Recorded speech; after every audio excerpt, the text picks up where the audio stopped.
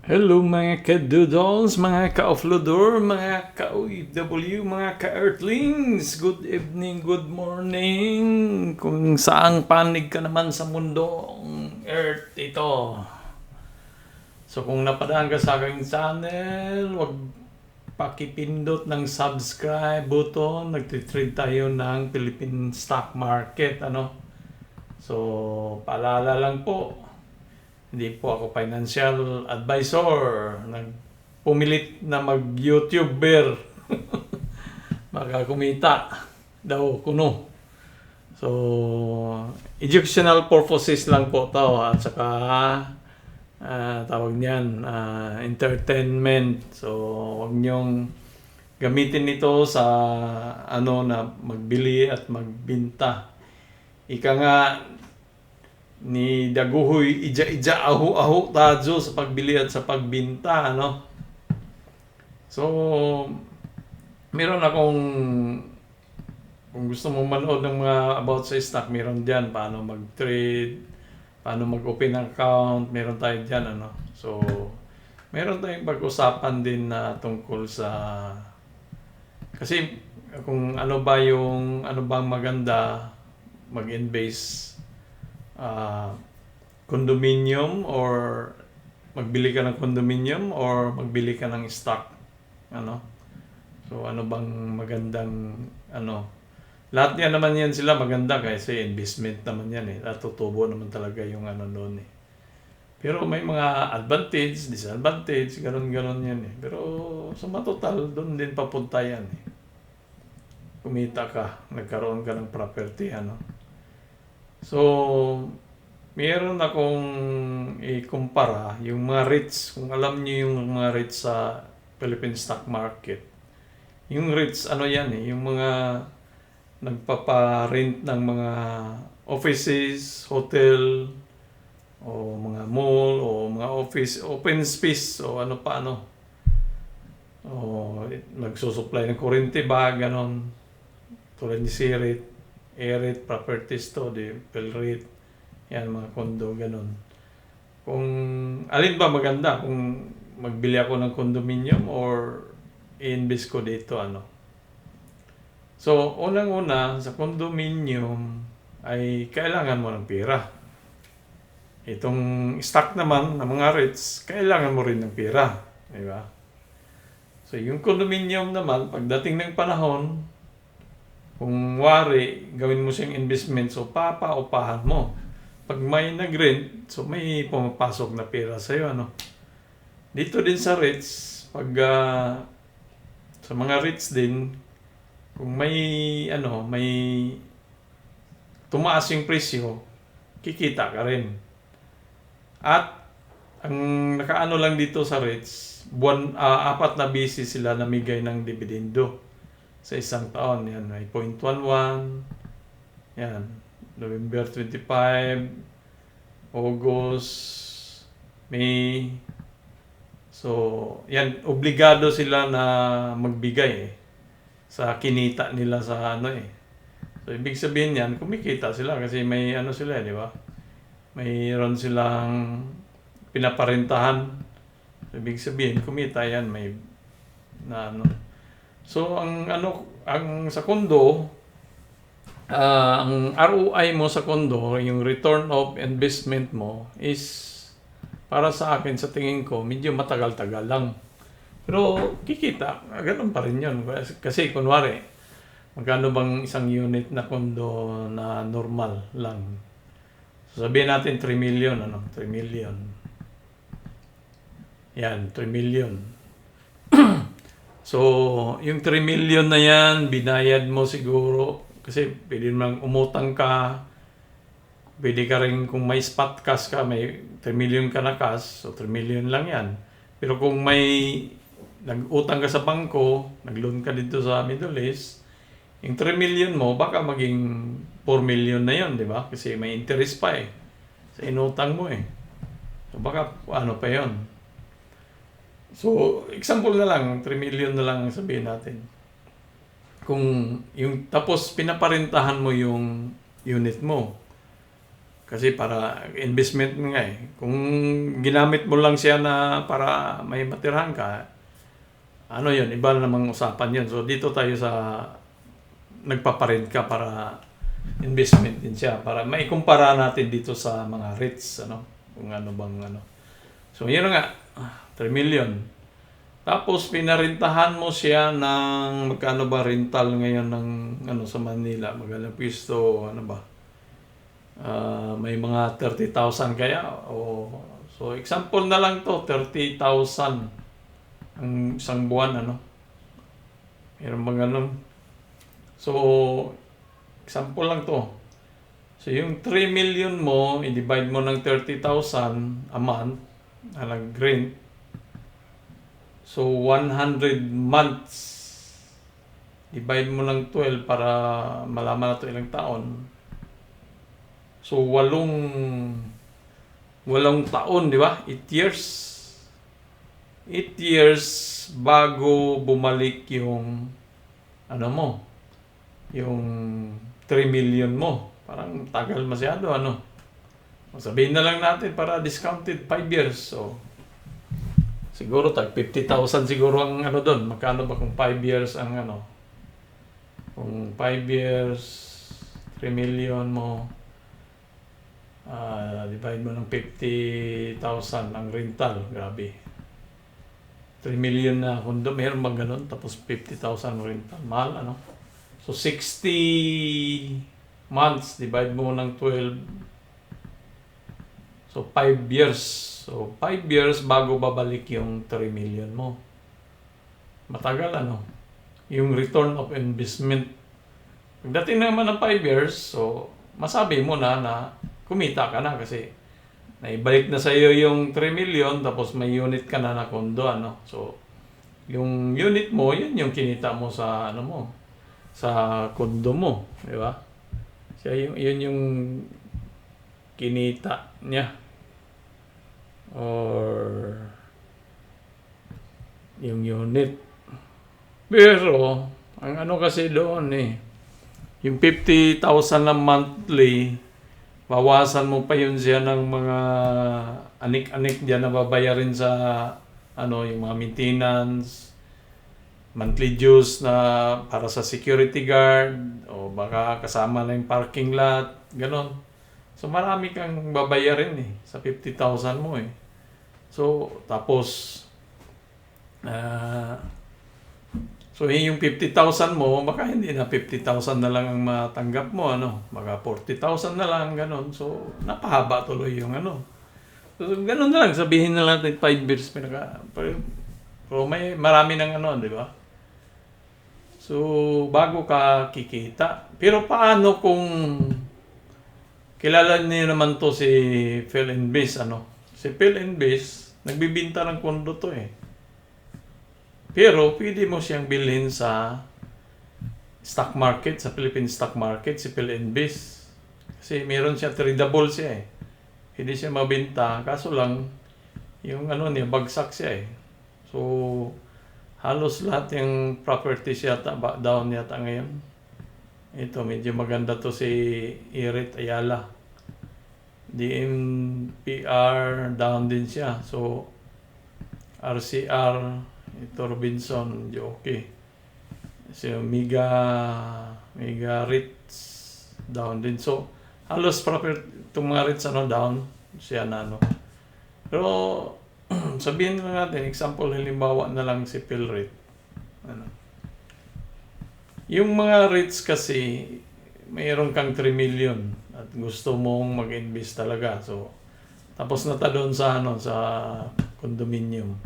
So, nasa iyo na yan kung bibili ka ba sa kondo. Basta yun, para sa akin, matagal ang return of investment. Example, halimbawa, panalitan si PhilREIT, binili mo. Gamitin mo yung 3 million na imbes na, ano mo, si 3 million. Binili mo si PhilREIT ng 3 pesos. Sabihin natin 3 sa halagang 3 ngayon, so divide 3. So, meron kang 1 million share. Ito si PhilREIT, namimigay siya ng 0.06 kada quarter. 4 na beses ito namimigay. March, June, August, September, November. So, 4 na beses. Lahat yung mga ano na yan, lahat ng mga rates na to, namimigay yan sila ng 4 na beses sa isang taon. Obligado yan sila eh. Nasa batas yan eh. So, kung yung 1 million mo, million usapan natin kasi bubili ka ng kondo eh. Million talaga yung kondo. So, kaya million is 3 million ang pag-usapan natin dito. So, yung 1 million share mo, multiply mo ng 0.06. Oy, anong nangyari? Clear natin. 1 million na share. Multiply mo ng 0.06. So, meron kang 60,000 pesos sa isang quarter. Multiply mo ng 4 years. 4 years, 4 na beses. Sa isang taon, 240,000. Yung 3 million mo, kumita siya ng 240,000 sa dividendo lang yan. So, i-multiply mo siya ng 5 years. 5 years. So, yung 3 million mo sa 5 years, kumita na ng 1.2 million. Diba? So, plus yung 3 million mo na kapital, 4.2. Kasi yung 3 million mo, kahit bagsak yung presyo, nandyan lang naman yan, hindi mo siya bininta. So, walang problema. Nandyan lang yan eh.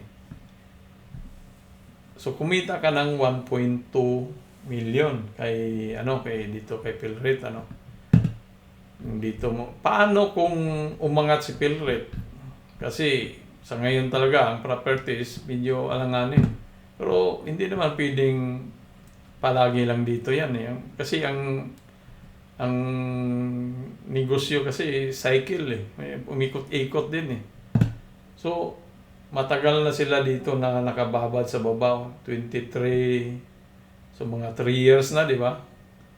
So, hindi pwedeng diyan lang sila palagi. Aangat din yan eh. May makakita din ng mga investor na gaganda din ng panahon na aangat to si PhilInvest, di ba? Paano kung after 5 years umangat si PhilInvest nang dito, binalikan to niya yung 8. Diba, 8? So, yung 3 million mo, kumita siya ng 166%.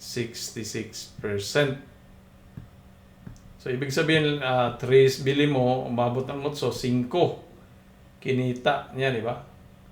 So, yung 1 sa dividend na, sa 5 years, kumita ka ng 1.2 sa dividends. Tandaan mo yan, grabe yung 1.2 million, 5 years.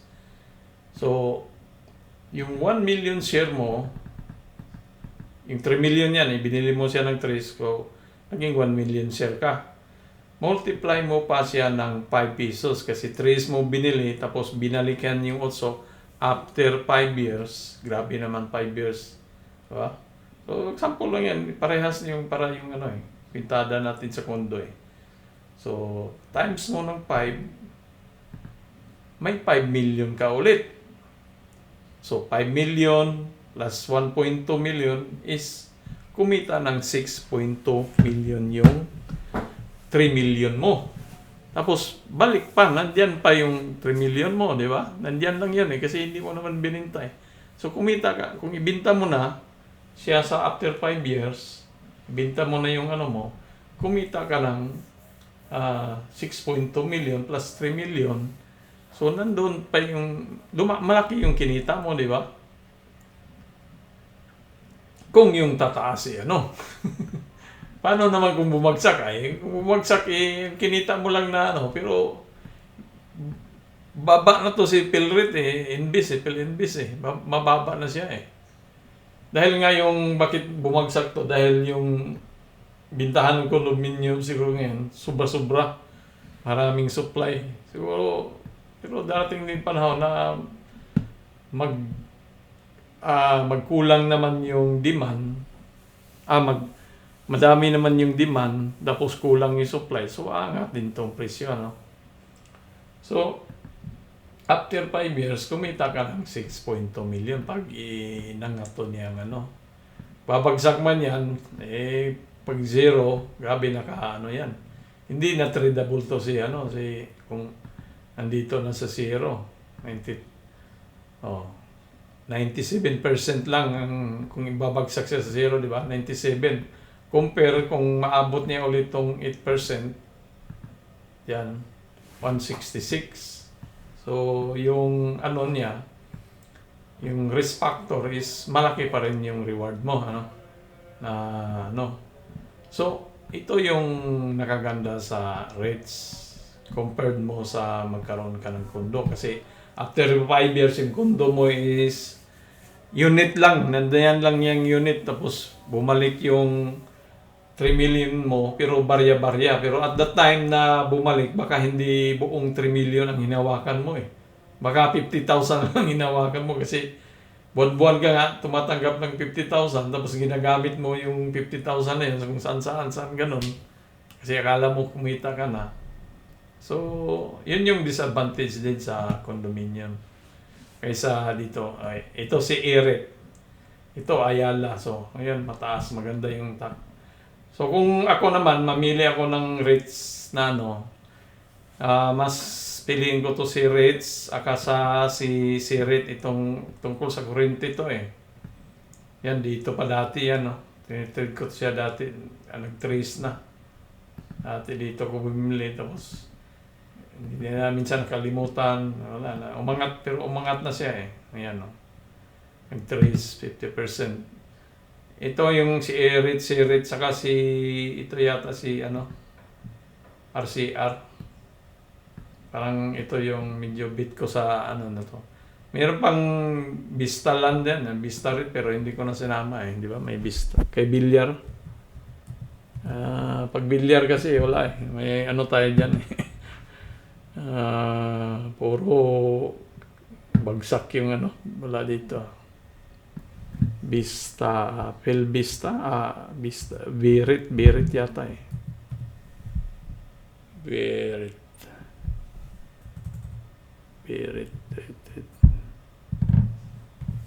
Ito, may Vista kay Bilyar to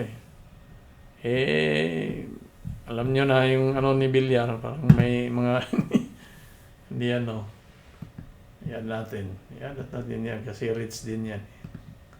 So, kaya para sa akin mas pipiliin ko na mag-invest dito sa REITs.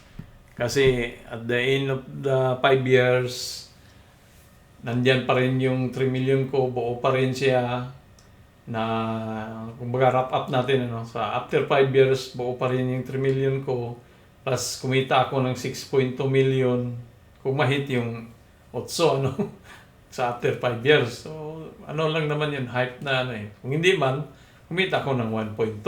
Nandyan pa rin yung 3 million ko. Diba? Kasi kung hindi ko naman bibintayin, nandyan lang yan. Palagi lang yan mag-generate ng dividendo Tapos yung 3 billion ko, kada tanggap, kada buwan, every 4 months may natanggap akong dividendo, pwede ko ibili din sa kanya para tataas pa rin siya, di ba? So, dadami yung share ko, mas lumalaki. Tapos, pag mahit nga, yun nga, kung mahit talaga, kasi tingnan natin yung target price nito.